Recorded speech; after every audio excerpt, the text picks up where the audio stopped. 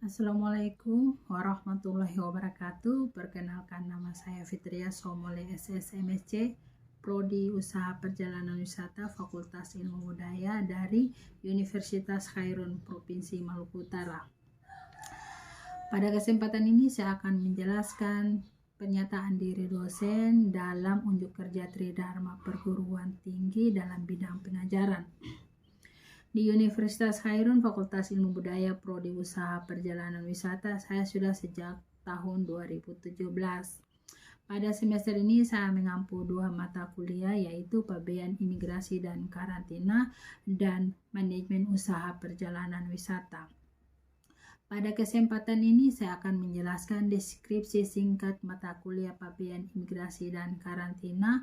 Mata kuliah ini membahas tentang konsep kepabean keimigrasian dan karantina, fungsi dan peran kepabean keimigrasian dan karantina, serta jenis dokumen kepabean keimigrasian dan karantina, peraturan perundang-undangan tentang kepabean keimigrasian dan karantina. Mata kuliah Pabean Imigrasi dan Karantina berbobot 3 SKS diajarkan pada semester 4 Prodi Usaha Perjalanan Wisata. Mata kuliah ini diampu oleh 2 dosen tim. Mata kuliah ini mahasiswa memahami prosedur dan proses kepabean keimigrasian dan karantina yang berlaku secara nasional dan internasional. Capaian pembelajaran mahasiswa memiliki kemampuan untuk mengetahui pabean imigrasi dan karantina. Mahasiswa mampu mengetahui peraturan atau landasan kepabean keimigrasian dan karantina. Mahasiswa mampu mengetahui istilah perpindahan penduduk dan terminologi umum kepabean keimigrasian dan karantina.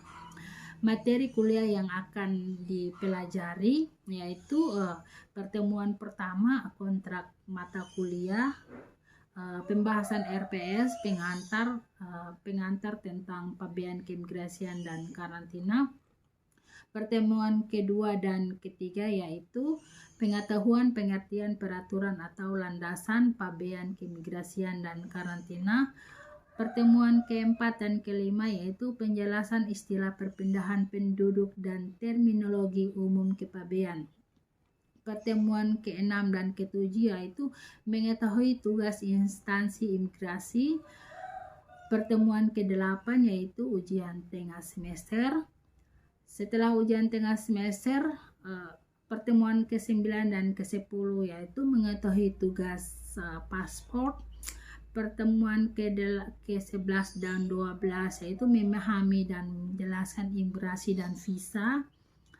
Pertemuan ke-13 dan 14 yaitu penjelasan tujuan IHR, jenis karantina, kantor kesehatan dan penyakit karantina. Dan pertemuan ke-14 dan 15 yaitu menjelaskan materi pabean keimigrasian dan karantina, di mana mahasiswa membuat ringkasan tentang pabean keimigrasian dan karantina. Dan pertemuan ke-16 yaitu ujian akhir semester, di mana saya mengajar dari pertemuan pertama hingga pertemuan ke-8, dan pertemuan selanjutnya yaitu dilanjut oleh dosen tim. Sistem pembelajaran yaitu kuliah, diskusi dan tugas selanjutnya melalui aplikasi virtual class. Dalam aplikasi virtual class, dosen dapat membagi materi, tugas, link e-book, jurnal, dan dapat melakukan video conference melalui aplikasi Zoom. Selanjutnya yaitu dapat dilihat contoh mengajar sebagai berikut. Assalamualaikum warahmatullahi wabarakatuh dan terima kasih. Assalamualaikum warahmatullahi wabarakatuh. Waalaikumsalam warahmatullahi wabarakatuh. Dan selamat siang. Siang, Bu. Apa semuanya sehat hari ini? Alhamdulillah sehat. Oke, ada yang sudah absen di virtual class? Belum. Oke, nanti setelah materi selesai tolong di absen. Oke, kita lanjut materi ya. Materi pertemuan kedua, landasan atau peraturan pabean. Nah, di sini, oke, saya mau tanya, ada yang tahu apa itu pabean? Tahu Ibu. Oke, ayo siapa? Oke, silakan Novi, apa itu pabean? Pabean adalah instansi yang mengawasi, memungut dan mengatur mengenai bea masuk dan bea keluar, baik melalui jalur darat, laut maupun udara. Oke, tepuk tangan untuk Novi. Oke, jadi kalian sudah paham ya, karena materinya sudah ada di virtual class. Di sini kalian bisa lihat bahwa apa yang dijelaskan Novi tadi, pabean merupakan instansi yang mengawasi, memungut, dan mengurus bea barang impor maupun bea barang ekspor. Oke, kita next ya. Di sini kalian bisa lihat yaitu daerah pabean. Ini wilayah Republik Indonesia, di mana ada darat, perairan, ruang udara.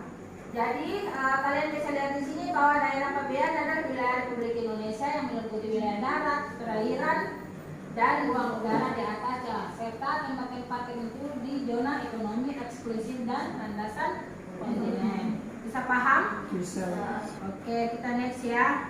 Ada juga kawasan pabean. Kawasan pabean dengan batas-batas tertentu di pelabuhan, laut, bandara udara, atau tempat lain yang ditetapkan untuk lalu lintas barang yang sebenarnya berada di bawah kawasan pabean. Bisa paham? Oke, next ya. Di sini ada juga tempat penimbunan sementara, terus ada juga tempat penimbunan berikat dan tempat penimbunan pabean. Jadi kalian bisa lihat di sini bahwa tempat penimbunan sementara itu barang-barang yang ditimbun hanya sementara di tempat penimbunan. Contohnya kalian bisa lihat di sini di pelabuhan Ahmad Yani. Jadi dititip hanya sementara selama 30 hari, jika tidak ada nanti diangkut lagi. Jadi jenis-jenis tempat penimbunan sementara di sini itu lapangan penimbunan. Jadi harus ada lapangan penimbunan. Kalau di pelabuhan, di bandara, atau di sekitar yang harus ditentukan oleh pabean harus ada lapangannya untuk menimbun barang-barang seperti ini, kontainer dan lain-lain. Jadi yang nomor 2 itu lapangan penimbunan peti kemas, gudang penimbunan dan atau tangki penimbunan. Biasanya gudang penimbunan ini kalau contohnya saya dulu, kalau ada yang beli kayu apa harus ada gudang untuk ditimbun di situ. Nanti setelah 30 hari nanti diambil lagi. Bisa paham? Bisa. Next, di sini ya kalian bisa lihat yaitu tempat penimbunan berikat, yaitu tempat atau kawasan yang memenuhi persyaratan tertentu yang digunakan untuk menimbun barang dengan tujuan tertentu dengan mendapatkan penangguhan bea masuk. Jadi harus ada penangguhan bea masuk baru bisa ditimbun. Jadi ada barang impor, terus barang asal daerah pabean. Ini TPB yaitu apa? TPB. Penimbunan berikat dengan tujuan apa? Di sini ada impor, ada diolah atau digabungkan sebelum diekspor atau diimpor untuk dipakai, bisa dipamerkan, dijual kepada orang dan atau orang tertentu, dilelang. Kalau biasanya dilelang itu barang-barang yang disita atau tidak ada kayak pemiliknya, nanti itu disita. Terus untuk dilelang, bisa paham kan? Oke, di sini juga ada menimbun asal daerah pabean guna didaur ulang sebelum diekspor atau diimpor untuk dipakai. Kalau di sini kita bisa lihat bahwa kalau contohnya free love itu kan harus di apa dulu dikemas ulang atau dipilah-pilah, disortir baru dijual kembali. Bisa paham? Bisa. Next, di sini ada tempat penimbunan pabean. Tempat penimbunan pabean itu seperti saya bilang tadi harus ada lapangan atau tempat yang disamakan dengan itu yang disediakan di pemerintah kantor pabean. Jadi harus ada tempatnya, ada lapangannya untuk menimbun barang. Jadi setelah barang yang ditimbun di TPS yang tidak dikeluarkan dalam jangka waktu 30 hari sebagai barang yang dinyatakan tidak dikuasai dan diwajib dipindahkan dari tempat penimbunan sementara TPS ke tempat penimbunan pabean. Jadi selama 30 hari ini tidak dikuasai dipindahkan ke tempat pabean.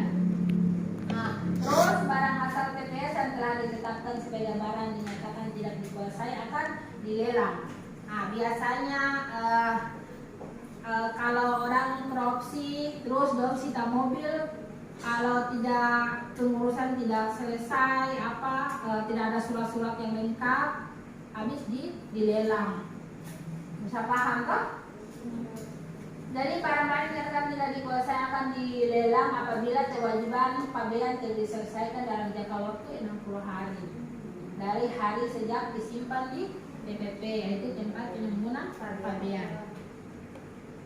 Oke, di sini kita harus mengenal ekspor dan impor. Ada yang tahu apa itu ekspor dan impor? Apa? Pengiriman barang keluar dan barang masuk. Oke, terima kasih Vivin. Ya, kita. Oke, di sini pengertian ekspor dan impor tertuang dalam Undang-Undang Nomor 2 Tahun 2009, yaitu kegiatan mengeluarkan. Kalau ekspor yaitu kegiatan mengeluarkan barang dari Indonesia. Terus kalau ekspor, kalau impor adalah kegiatan memasukkan barang dari Indonesia. Bisa paham? Bisa. Next ada eksportir dan importir. Jadi di sini bisa dilihat bahwa importir adalah perusahaan atau perorangan yang melakukan kegiatan ekspor. Ada juga importir adalah perusahaan atau perorangan yang melakukan kegiatan impor. Bisa paham? Bisa. Oke, kita next ya. Oke, di sini juga ada prosedur pabean, ada ekspor yaitu eksportir wajib. Pemberitahuan dibuat oleh eksportir wajib memenuhi ketentuan dan penghutang besaran. Pemberitahuan disampaikan kepada kantor dan yang keenam atas ekspor barang. Jadi kalian bisa lihat bahwa ekspor wajib yaitu memberitahukan barang yang akan diekspor ke kantor bea dan cukai tempat pembuatan dengan menggunakan PEB, BC. Jadi di sini juga pemberitahuan dibuat oleh eksportir berdasarkan dokumen. Jadi harus ada dokumen-dokumen yang harus disediakan oleh pihak eksportir. Terus ada juga eksportir wajib yaitu memenuhi ketentuan larangan dan atau pembatasan ekspor ditetapkan oleh instansi teknik. Jadi harus ada aturan-aturan yang perlu diatur oleh eksportir ini. Next yaitu penghitungan besaran. Bea keluar dilakukan sendiri oleh eksportir secara self assessment. Next yaitu pemberitahuan disampaikan di kantor bea cukai pembuatan paling cepat 7 hari sebelum tanggal berkenan ekspor dan paling lambat sebelum barang ekspor masuk ke kawasan pabean. Jadi harus orang mau ekspor barang harus kasih tahu dulu ke kantor pabean bea dan cukai sebelum barangnya itu tiba di tempat pabean. Oke, kita next ya. Terus ada juga pengurusan pengetahuan dapat dilakukan sendiri oleh eksportir atau dikuasakan kepada pengusaha pengurusan jasa ke pabean. Terus ada juga pengurusan pengetahuan dapat dilakukan sendiri oleh eksportir atau dikuasakan kepada pengusaha atau pengurusan jasa ke pabean. Bisa paham? Dan next ya, barang ekspor yang dikenakan bea keluar yaitu kulit dan kayu. Bisa dilihat di sini juga ada biji kakao, terus kelapa sawit, produk hasil pengolahan mineral logam dan produk mineral logam dengan kriteria tertentu. Jadi di sini kalian bisa lihat dalam hal ini tarif bea keluar ditetapkan berdasarkan persentase dari harga ekspor. Terus ada juga tarif bea keluar ditetapkan secara spesifik.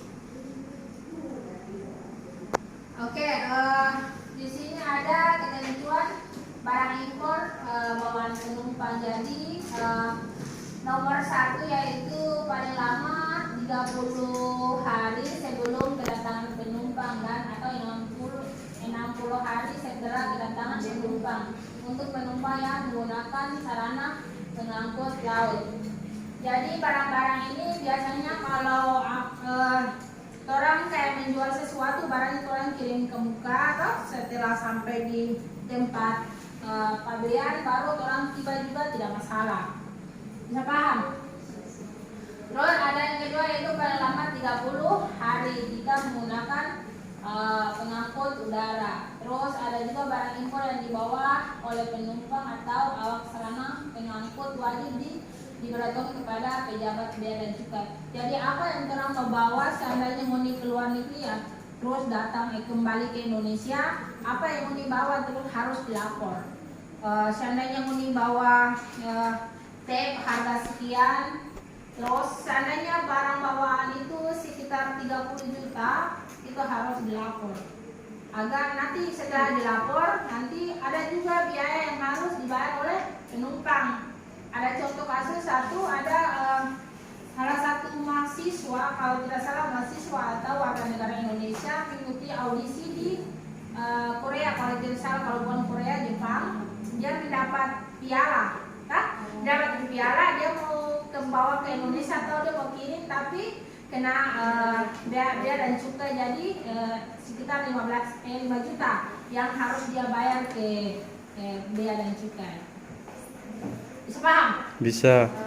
Next, di sini kita masuk ke imigrasi. Masih tertuang dalam Undang-Undang Nomor 9 Tahun 92.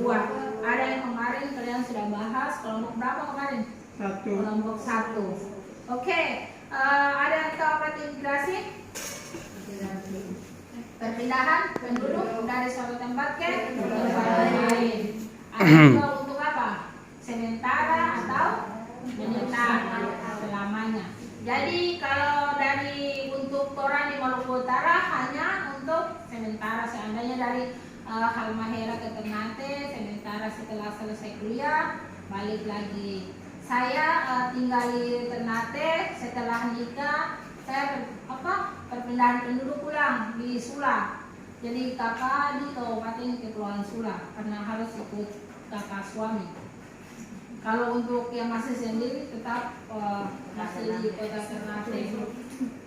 Oke, ya dapat dilihat di sini bahwa pengertian migrasi penduduk adalah perpindahan penduduk dari suatu tempat ke tempat yang lain. Migrasi merupakan bagian dari mobilitas penduduk. Mobilitas penduduk adalah perpindahan penduduk dari suatu daerah ke daerah yang lain. Mobilitas penduduk ada yang bersifat permanen, sementara misalnya turisme baik nasional maupun internasional. Dan ada pula mobilitas penduduk permanen menetap. Jadi kalau orang sebagai turis, sebenarnya orang mahasiswa itu juga sebagai turis. Apabila orang berangkat, ada juga tuh wisata edukasi, wisata education. Jadi pernah saya bahas ya, kalau tidak salah. Wisata education itu kayak orang kuliah di Turki, itu namanya wisata education. Orang datang di Turki, orang kuliah di sana. Itu hanya sementara. Nanti kalau mobilitas penduduk permanen ya kayak Novi sekarang orang penduduk kota Ternate lah. Nah, itu berarti permanen. Novi dari Sula pindah ke Ternate sebagai warga negara penduduk, kaosnya penduduk permanen di kota Ternate. Paham? Next, di sini ada juga perbedaan paspor dan visa. Ada sebuah kemarin belum ini kayaknya belum ya? Sudah, maksudnya yang kelompok belum bahas kan ada tuh. Nah, jadi ada 2 dokumen untuk berpergian ke luar negeri yaitu paspor dan visa. Oke, di sini kalian bisa lihat ada 2 dokumen penting yang digunakan untuk berpergian. Ini memang sering membuat bingung orang. Bagi buat bingung orang, bagi Anda yang bisa berpergian ke luar negeri mungkin bukan suatu hal yang asing lagi. Kalau untuk orang awam itu dong tidak tahu apa itu paspor dan visa. Jangan orang awam kayak orang yang mau pergi haji saja. Kalau yang tua-tua sekali itu tidak tahu apa itu paspor dan apa itu visa. Kecuali orang sudah pernah ke luar negeri itu hal biasa kayak paspor, visa itu hal biasa. Apalagi sekarang kan lagi rame-ramenya perekam apa itu visa biometrik untuk Arab Saudi. Ada yang maksudnya ada yang tidak tahu buat sama sekali, itu kan harus diwajibkan untuk perekam sendiri. Tapi karena kalau untuk berapa jemaah haji kan banyak sekali lansia kan, makanya dari Kementerian Agama yang harus perekam biometrik visa Arab itu dilakukan oleh Kementerian Agama. Tapi kalau ada yang anak paham itu anaknya perekamnya di rumah juga bisa. Jadi di sini ada pengertian paspor, yaitu dokumen resmi yang dikeluarkan oleh instansi yang berwenang dari suatu negara. Jadi ini negara Indonesia, kayak saya sekarang pernah saya bilang kemarin dari kantor imigrasi CP dan CP perekam muka karena mau umroh. Nah sekarang kan saya dilanjut oleh CP Ajus karena Ajus juga kan mau berangkat haji. Jadi hal-hal kayak begini harus diutamakan. Paspor paling penting harus ada. Terus nanti setelah paspor harus ada visa. Kalau di Arab Saudi kan harus ada visa. Jadi ada aplikasi yang nama visa biometrik Arab Saudi. Jadi kalau untuk perekam untuk visa Arab Saudi gampang karena sudah ada aplikasinya. Kalau untuk negara lain saya kurang tahu. Oke, bisa paham ya? Saya ini ada paspor biasa berwarna hijau, paspor dinas warna biru, paspor diplomatik warna hitam, dan paspor khusus yaitu khusus pejabat PB, ini orang-orang penting. Ya, orang ini berangkat juga dikawal penuh oleh dompet apa kayak bodyguard gitu. Jadi apa? Paspor umrah, terus ada juga paspor orang asing. Oh my god. Oke, ada yang sudah paham apa itu paspor dan visa? Sudah? Sudah. Insya Allah minggu depan kita ketemu lagi dengan materi yang lain. Nanti saya share ke virtual class dan kalian jangan lupa pelajari. Terus saya ingatkan lagi yang belum absen tolong absen. Sampai bertemu minggu depan. Assalamualaikum warahmatullahi wabarakatuh. Waalaikumsalam warahmatullahi wabarakatuh.